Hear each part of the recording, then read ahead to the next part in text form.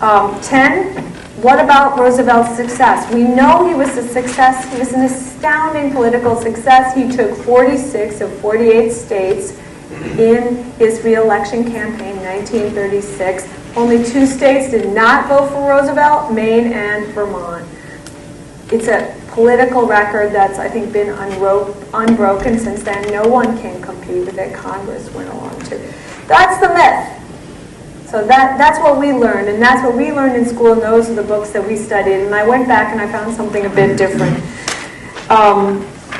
1920s, very important era. They weren't good but frivolous or good but empty. They were good, full stop. It's a very important decade, much like the 1990s. If you want to know what the 20s were like, you look at the 90s. In the 90s, the thing that moved the country was the discovery of the internet and the spread of it. It's been found before, but the spread of it. In the 20s, the analogous breakthrough was electricity.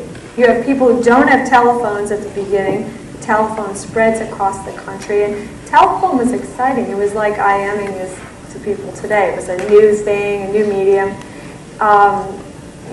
Farm after farm would get more and more electricity. You start with very few homes having electricity, and it's spreading very fast. And it seems to spread regardless of what happens to the economy. The 20s were quite strong. In my book, I have 2 heroes from the 20s. I spend a lot of time in them.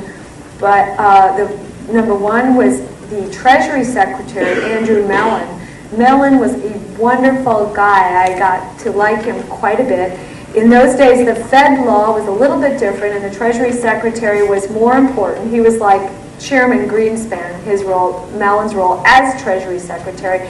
And he was Treasury Secretary for 3 presidents. He was Treasury Secretary for Harding, Coolidge, and Hoover. He was so powerful that they said of him that 3 presidents served under him.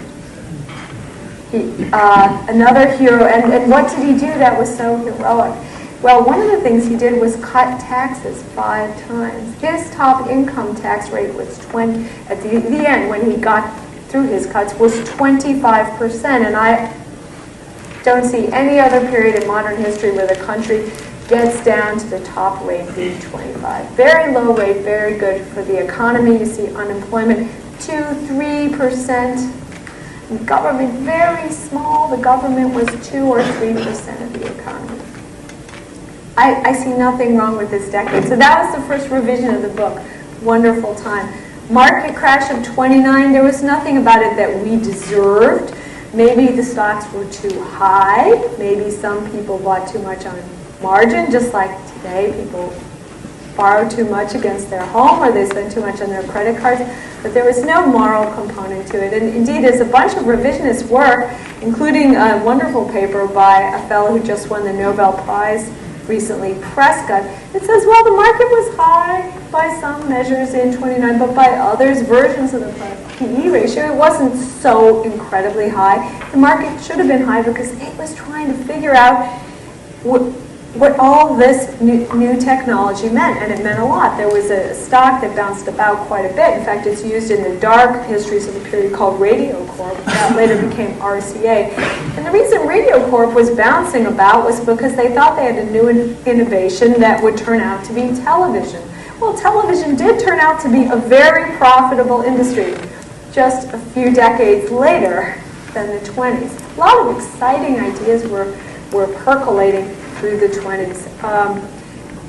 We get to our third question, Hoover. Hoover, the laissez-faire, do-nothing man. He was not a laissez-faire, do-nothing man. Indeed, he said laissez-faire was a fetish.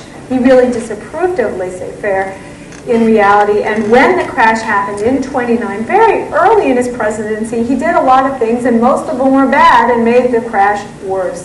What did he do? He approved a bad tariff, the Smoot-Hawley Tariff Act, even though he was an international man. He'd worked in London, he'd worked in Asia, he'd been in the Soviet Union, and he knew that trade was important. His whole career had been made of trade, and yet he approved a tariff because basically it was because he was a Republican and the Republican Party was pro-tariff, but he didn't hesitate as much as he might have done.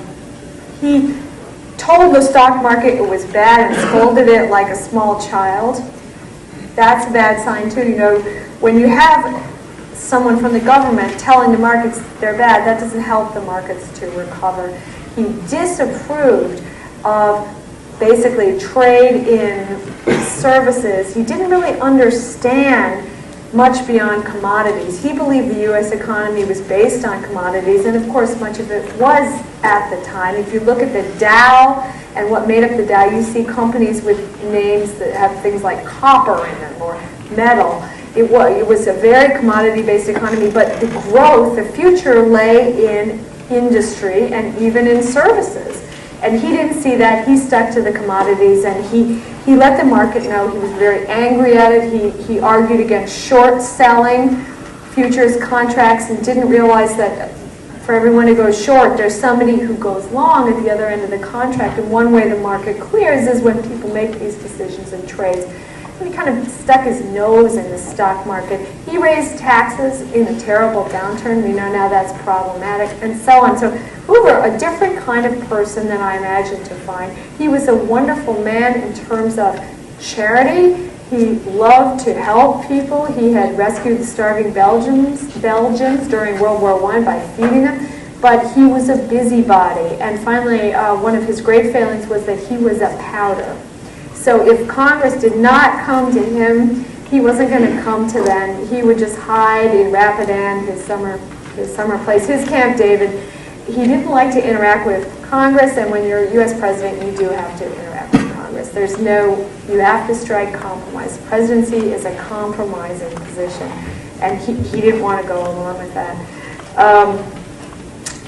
Fourth, what about the New Deal, and where did it come from intellectually? Well, intellectually, absolutely, it came out of the American progressive tradition. You can trace a lot of things Roosevelt did. Franklin back to TR, before him, his cousin Theodore Roosevelt. Conservation, certainly, they were both very interested in conservation. They both liked to control water, power, utilities, and so on.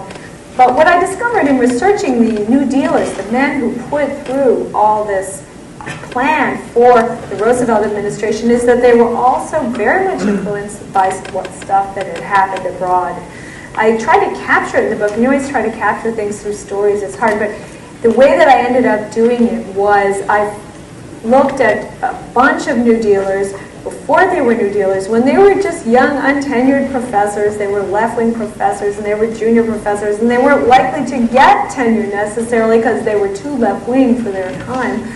The 20s, and they went on a junket to the Soviet Union in 1927. They weren't traitors, they weren't treasonous, they weren't betraying their country, but they were very left-wing, and they went off to Moscow in the hopes of learning about the new Soviet model, and they hoped to meet with important leaders there. That's what professors hope for when they go on a trip to a foreign country. They want to meet somebody important. Maybe they want to meet the president or the prime minister. And they were quite junior people, and surprised the Soviets did put out the red carpet for them, and they were hoping maybe they'd get to see Trotsky, who was in a little rivalry with Stalin, and Stalin was winning, and maybe they would get to see Stalin, this legendary new leader of the Soviet Union, and they did get to see both Trotsky and Stalin. They got 2 hours with Trotsky and more than 6 hours alone with Stalin. And if you can imagine the effect, if you're not somebody very important in your own country, and you go to a very important country somewhere else, and the head of that state gives you 6 hours of time and pours you tea from his own personal samovar, what an effect that had on those professors. And they came back from this trip to the United States to their junior jobs very changed, and each guy wrote a book about how wonderful the Soviet Union was. I'm simplifying, but basically, and how we ought to recognize it, because the U.S. did not recognize the Soviet Union at that time. And these same fellows, who many of whom were also infatuated with Mussolini, the American right was very infatuated with Mussolini. This was not just a left-wing thing. If you go back and look at the covers of Forbes magazine from that period, you'll see Mussolini on the cover routinely. They went in the government and they made the New Deal, and I followed them through the book. And a lot of the things they did in the New Deal were things they had learned abroad.